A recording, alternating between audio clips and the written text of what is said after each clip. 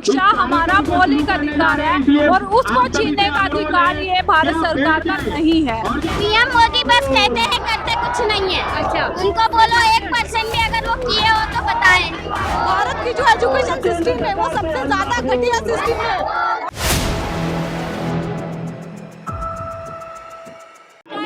News network देख रहे हैं और मैं हूँ आपके साथ शाहिदा।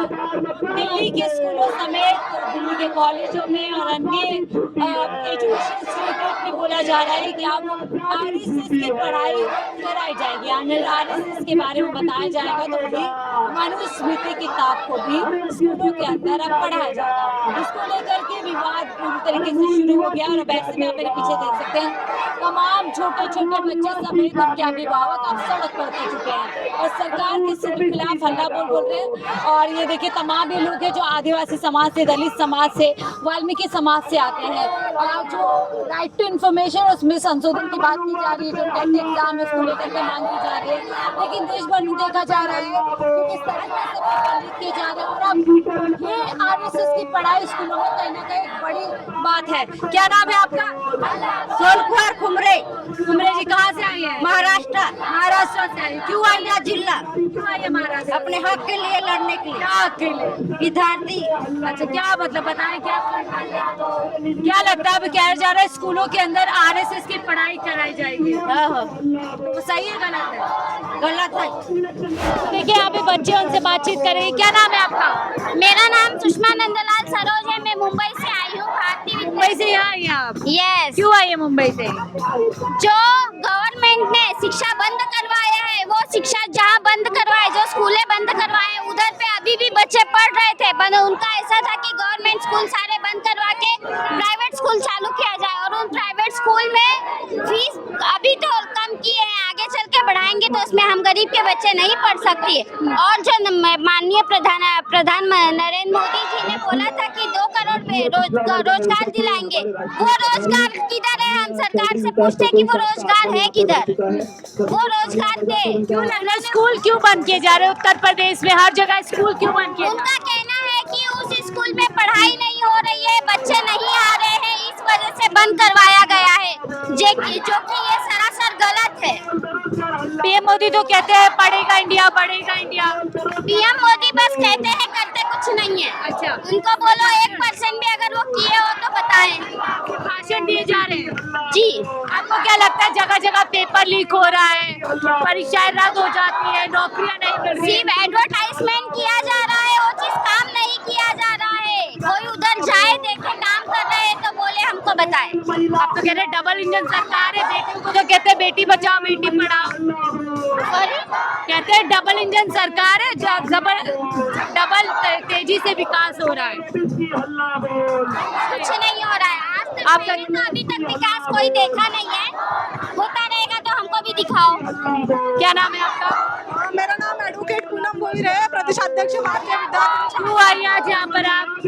साथियों, आज हम यहाँ पे लगभग 17 मुद्दे लेके आज यहाँ पे धरना देने के लिए बैठे हैं। उसमें सबसे बड़ा है कि सरकार ने एजुकेशन का जो प्राइवेटाइजेशन किया है, उसके लगभग आज हम उसका विरोध करने के लिए यहाँ पे बैठे हैं। क्यों ऐसा किया जा रहा है? जगह जगह स्कूल बंद किए जा रहे हैं, पेपर लीक हो रहा है, क्या शिक्षा पे ध्यान नहीं है सरकार का? सरकार का बिल्कुल भी शिक्षा पे ध्यान नहीं है। अगर आप अन्य देशों में देखोगे तो सबसे ज्यादा जो बजट निकलता है वो एजुकेशन के ऊपर निकलता है, परंतु भारत एक में ऐसा देश है जहाँ पे 2% से भी कम एजुकेशन के ऊपर बजट खर्च किया जाता है। मतलब भारत की जो एजुकेशन सिस्टम है वो सबसे ज्यादा घटिया सिस्टम है और उसका एक नतीजा है कि ये जो सिलेबस हमारा एजुकेशन में डिजाइन किया जा रहा है, वो सिलेबस अगर आप देखा जाए तो वो सिलेबस हमें तर्क करने के लिए नहीं सिखाता। और हमारे बच्चे आज अगर पढ़ करके वो एजुकेशन लेते हैं, पीएचडी तक का भी एजुकेशन लेते हैं, पर जब वो जॉब पाने के लिए मार्केट में उतरते हैं तो जो मार्केट उनसे जो डिमांड करती है वो डिमांड को क्वालिटीज हमारे बच्चों के अंदर निर्माण नहीं की जा रही है। पूरे सिस्टम को कोलैप्स करने की कोशिश है। जी बिल्कुल, जिस तरह की क्रांति नेपाल में हुई, श्रीलंका में भी हुई, अगर उसके पीछे का आप रीजन देखा जाए तो वो क्रांति है वो विद्यार्थी, युवा और बेरोजगारी के माध्यम से हुई है। आज हम भी उसी तरीके से आज जंतर मंतर पे बैठ के ये जो भारत की व्यवस्था है वो भारत की व्यवस्था हिला देना चाहते हैं कि जो एजुकेशन सिस्टम महात्मा फुले जी के टाइम पे थी वही शिक्षा नीति हमें आज भी चाहिए। क्या मोदी सरकार की प्रायोरिटी में है एजुकेशन? बिल्कुल भी नहीं है। मोदी सरकार जो शिक्षा को बिल्कुल प्रायोरिटी नहीं दे रहा है आज के जमाने में, प्राथमिकता नहीं देती है। आप लोग यहाँ पर आए, क्या नाम है आपका? साक्षी। साक्षी, क्यों आई हो आज यहाँ पर? यहाँ पर हम सब शिक्षा बचाने के लिए आए हैं। क्या लग रहा है क्या किससे शिक्षा को बचाना है? सरकार से। सरकार क्या कर रही है शिक्षा के साथ? सरकार सरकारी स्कूलों को बंद करवा रही है। क्यों बंद करवा रही है? क्यों लग रहा है क्यों बंद करवा रही है? ताकि स्कूलों में बच्चे ना जा सके, शिक्षा न ले सके। हाँ। तो आप क्या चाहती हैं? पढ़ के क्या बनना चाहती हैं? पढ़ के मैं कलेक्टर बनना चाहती हूँ। डॉक्टर बनना चाहती हैं? कलेक्टर। कलेक्टर बनना चाहती हैं? क्या लगता है सपना पूरा हो सकता है ऐसी एजुकेशन पॉलिसी में? नहीं। जिस तरीके का सिस्टम अभी है उसमें लोगों के सपने पूरे हो सकते हैं? नहीं। आपका क्या नाम है? अंश कुमार। अंश कुमार, आप क्यों आ गए आज यहाँ पे इतनी दूर? यहाँ पर अपने हक और अधिकार के लड़ने के लिए आए हैं। क्या हक और अधिकार? हम लोग का सरकारी स्कूल बंद हो रहा है, सरकार बंद करा है। अभी 19,000 स्कूल को बंद करा सका। क्या लग रहा है क्यों स्कूल बंद कराए जा रहे हैं? कराया जा रहा है कि अपने हक, क्या फायदा होगा सरकार को स्कूल बंद करा के? कि लोग अपने हक अधिकार न ले पाए। अच्छा, ताकि स्कूल ना जा पाए और अपने अधिकारों के बारे में ना जान सके। हाँ। तो आप क्या करना चाहते हो पढ़ करके? हम डॉक्टर बनना चाहते हैं। डॉक्टर बनना चाहते हो? क्या लगता है जैसा सिस्टम है क्या वैसे सिस्टम में इंसानों के सपने पूरे होंगे बच्चों के? नहीं हो पाएंगे। आपका क्या नाम? सृष्टि कुमारी। सृष्टि, आप कहाँ से आई हो? बेगूसराय, बिहार। बिहार से आई हो? क्यों आई हो? अधिकार के लिए। अच्छा, क्या अधिकार? स्कूल सरकारी स्कूल बंद हो रहे हैं, नहीं पढ़ेंगे तो लोग शिक्षा कहाँ से पाएंगे? हाँ। तो आप जानती हैं कि एजुकेशन की क्या इम्पोर्टेंस है? आपको पता है शिक्षा का महत्व क्या होता है? हाँ, शिक्षा नहीं पाएंगे तो ये सब पता कैसे चलेगा क्या हो रहा है, क्या नहीं हो रहा है। देखिए छोटे छोटे से बच्चे हैं जो बाखूबी बता रहे हैं कि कितना ज़रूरी इनके लिए जो है एजुकेशन है। और भी छोटे से बच्चे, उनसे भी बातचीत कर लेते हैं कि वो एजुकेशन को क्यों महत्वपूर्ण समझते हैं। कहाँ से आए हो? कानपुर से। क्यों आए हो आज?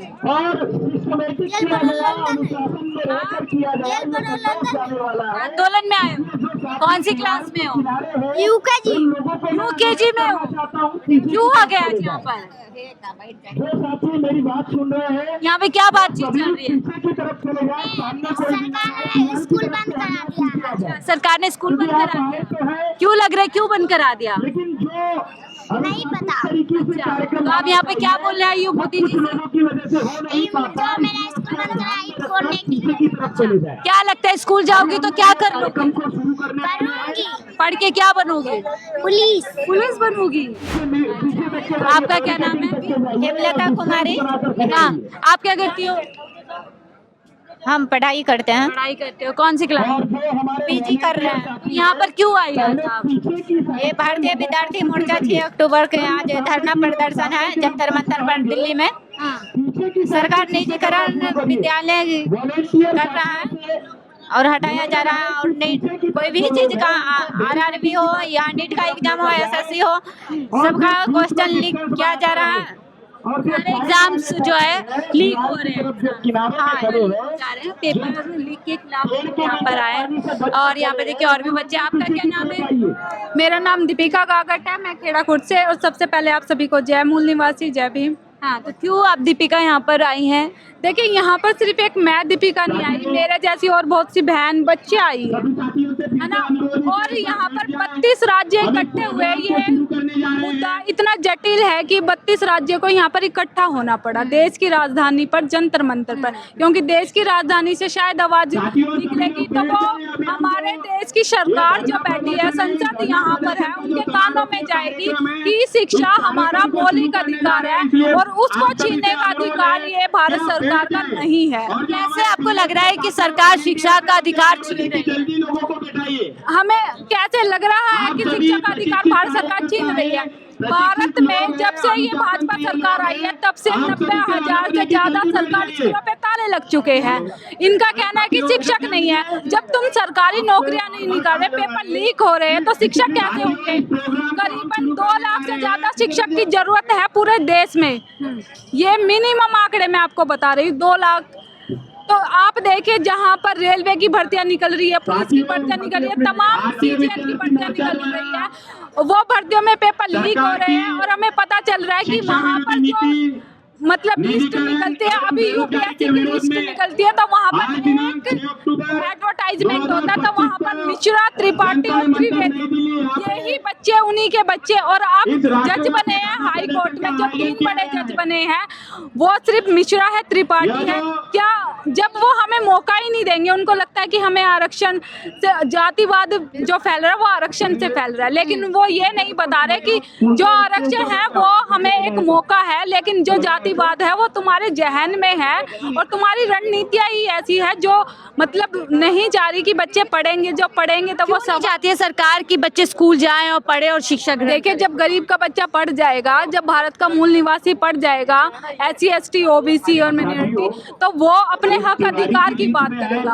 वो सवाल करेगा कि जो आप, अब जैसे हम पढ़े लिखे लोग हैं, मैं एक एडवोकेट हूँ, हम यहाँ पर है, हम प्रदर्शन कर रहे हैं सरकार के खिलाफ, वो सरकार की तानाशाही को झेलेगा नहीं। मोदी जी की सरकार तो कहती है पढ़ेगा इंडिया, बढ़ेगा इंडिया।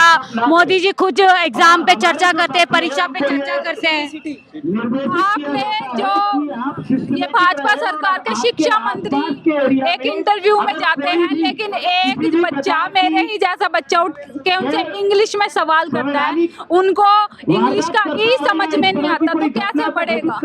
जहाँ पर सरकार गुजरात में टेंट लगा के स्कूल दिखाती है, रोज हवा से टेंट गिर जाते हैं, स्कूल गिर जाता है, तो कैसे सरकार? क्या लगता है मोदी जी की प्राथमिकता में है शिक्षा, स्कूल, या सिर्फ ऐसे ही? मोदी जी की प्राथमिकता में है मनुस्मृति है, RSS का एजेंडा है, बाबाओं को बढ़ावा देना, बाबाओं को संरक्षण देना। जो बाबा मंदिरों में बैठ के गैंग रेप करवाते हैं, लड़कियों को सप्लाई करवाते हैं, जो जातिवाद को फैला रहे हैं, उनका सिर्फ यही एजेंडा है कि मनुस्मृति यहाँ पर लागू हो, RSS की रणनीतियाँ यहाँ पर लागू। संविधान खत्म करने के मनुस्मृति को ऊपर रखना चाहते हैं।